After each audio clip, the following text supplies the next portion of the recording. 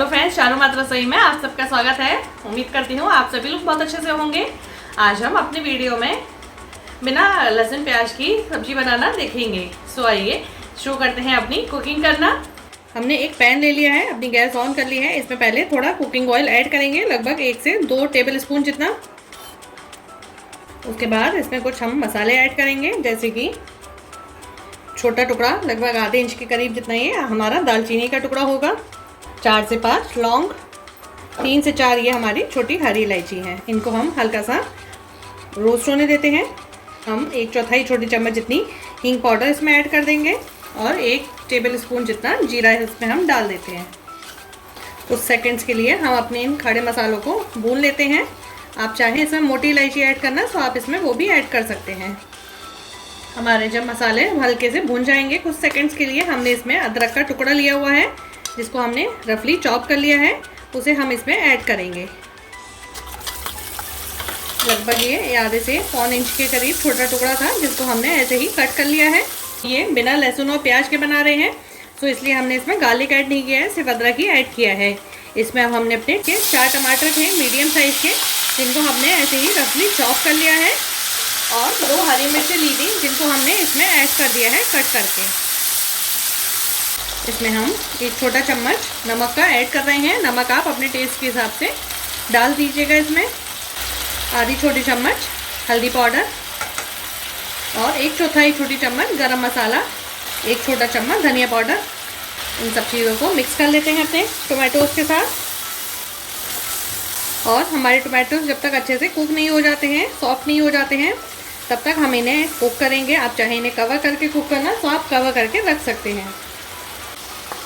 हमारे टोमेटो देख सकते हैं सॉफ्ट होना स्टार्ट हो चुके हैं। इसी बीच में हमने ये लगभग 8 से 10 काजू लिए हैं और 1 बड़ी चम्मच जो खरबूजे के बीज आते हैं मींगे वो ली हुई हैं, वो हम इसमें ऐड कर देंगे, जिससे ये भी हमारे साथ में ही कुक हो जाए, सॉफ्ट हो जाए। और जब हम इसका एक प्योरे बनाएं तो उसके साथ में ये अच्छे से हमारा मिक्स हो जाएंगे।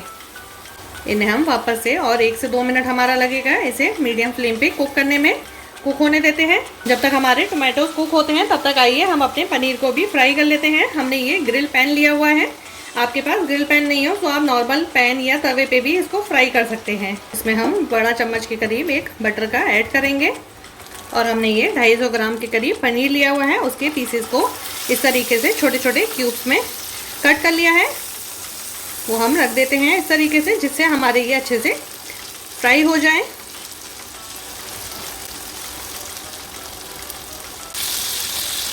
हमारा मसाला भी देख सकते हैं अच्छे से कुक हो गया है। अपनी गैस की फ्लेम हम बंद कर देंगे और इसे थोड़ा ठंडा होने देते हैं।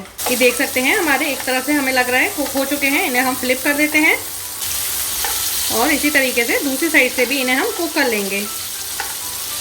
टोमेटो की जो हमने मसाला बना के तैयार किया है वो अच्छे से ठंडा हो गया है। हम अपने मिक्सी के जार में, ब्लेंडिंग जार में ऐड करेंगे और इसका एक फाइन पेस्ट बना के तैयार कर लेते हैं। पनीर भी हमारा अच्छे से कुक हो गया है। हमने अपनी गैस की फ्लेम को बंद कर दिया है। अब हम इसको एक प्लेट में निकाल लेते हैं।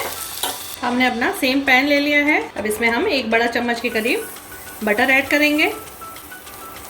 बटर हमारा मेल्ट होने के बाद इसमें हम कश्मीरी रेड चिली पाउडर लेंगे, आधी चम्मच के करीब, उसे ऐड करेंगे। ये तीखा नहीं होता है, सिर्फ इससे सब्जी का हमारा कलर अच्छा आ जाएगा।